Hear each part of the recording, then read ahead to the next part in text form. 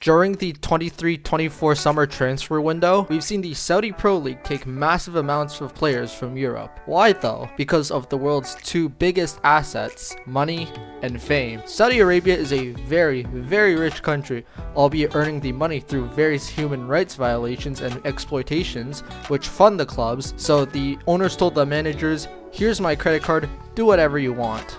And that's exactly what they did, signing European stars such as N'Golo Kante, Karim Benzema, Aymeric Laporte, Neymar Jr., and even Cristiano Ronaldo. For these players, it's very understandable that age can limit them from playing at the peak of their powers as their bodies slowly deteriorate, so they could take a permanent vacation in Saudi Arabia and get paid handsomely while at it. But as you can imagine, this isn't the case for everybody that took this offer, as even rising stars were easily persuaded by money rather than think about their legacy. Not to say it isn't the right call, as they can provide financial freedom for their families, but ask anybody that isn't a football fan and they'll tell you that 70 grand a week could provide you with the things you need for possibly eternity. I mean, they make my yearly salary times 15 within a week. Just think about how crazy that sounds, especially when just playing football isn't their only source of income. You see, there isn't really a right answer to whether you should take up these big money offers or not.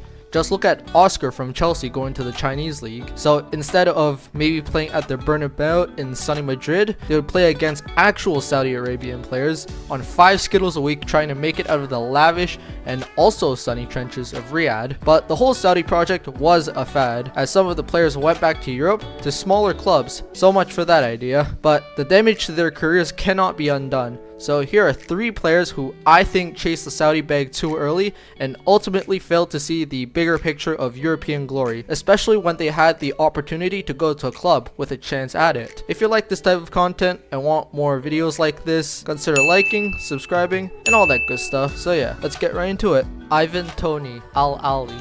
Immediately, this may go against my condition on financial freedom for their family, but Ivan Toney was one of the best strikers in England, still helping the team after his betting suspension. Wonder how he's holding out in Saudi, as gambling's clearly a no-no there. But still, during his prime in the 22-23 season, with 20 goals, he was attracting the likes of Arsenal, Chelsea, and Manchester United at the next transfer window, all of which would have paid him a lot more than Brentford did. Man United are paying Antony a lot more than he deserves. Talk about a bad investment. In theory, Toney should be earning more than Antony. They probably need him more than ever now, given their striker situation. So when the football community heard that he was sold to another club on the last day of the transfer window, they were waiting for the mystery buyers.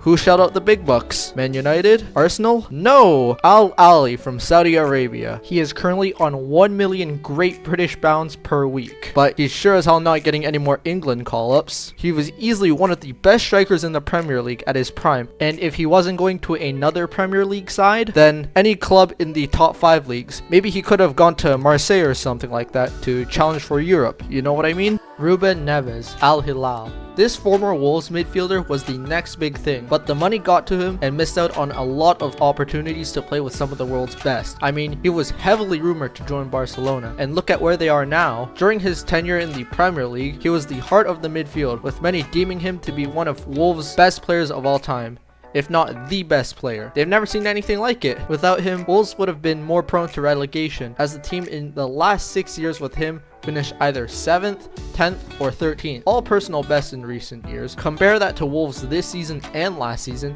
and you'd gladly time travel in a heartbeat. But damn, 7th place. Wolves would have been in a European competition already, provided that the Europa Conference League existed back in the last 5 years or so. But anyways, his contract was due to expire in the summer of 2023. So Wolves took the 47 million pounds. He also wanted to secure wealth for his family and their future generations, which, I mean, a lot of people would do the same. He was only like 26 when he made this move, and I was like, come on, man. This is the prime age to really put yourself out there and show the big clubs your experience. Not too young to be deemed as inexperienced and not too old to be out of form. Cristiano Ronaldo was still going strong at 37. If Neves has gone to Barcelona, I think he would have done fine, but then the Barcelona finances aren't looking too good. They can't even register any more players. Danny Olmo. Jota Al Ittihad. Well, this one is probably the worst case. Someone who literally had paradise at his feet and gave it all up for a nightmarish season in Saudi Arabia, and a good amount of cash as well, let's not forget. 100%.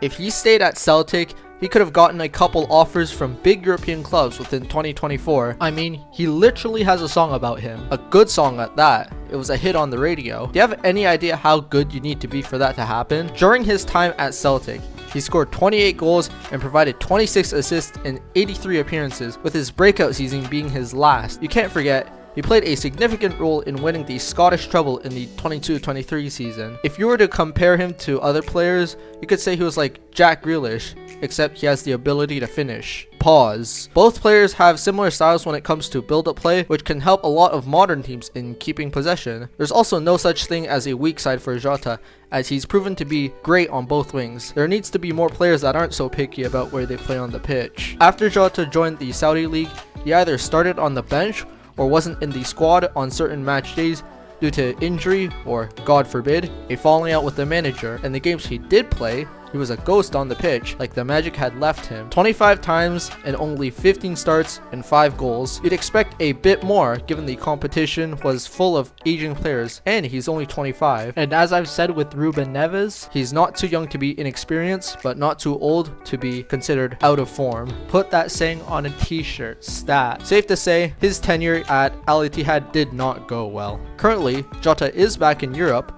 at French side Iran, but it seems a muscle injury got him, never playing a full 90 minutes and only scoring 1 goal and getting 1 assist in 10 games. I bet the majority of you did not know this move happened. Just when you think the downfall of Jota's career couldn't go any deeper, he has been linked with a return to Celtic. Why? Who knows? But will he play the same as the last time he was there? Never go back to your ex is what they say. But we shall see, and I'm sure Celtic fans are absolutely jubilant right now. Very, very happy for you guys. And that is gonna do it for today's video.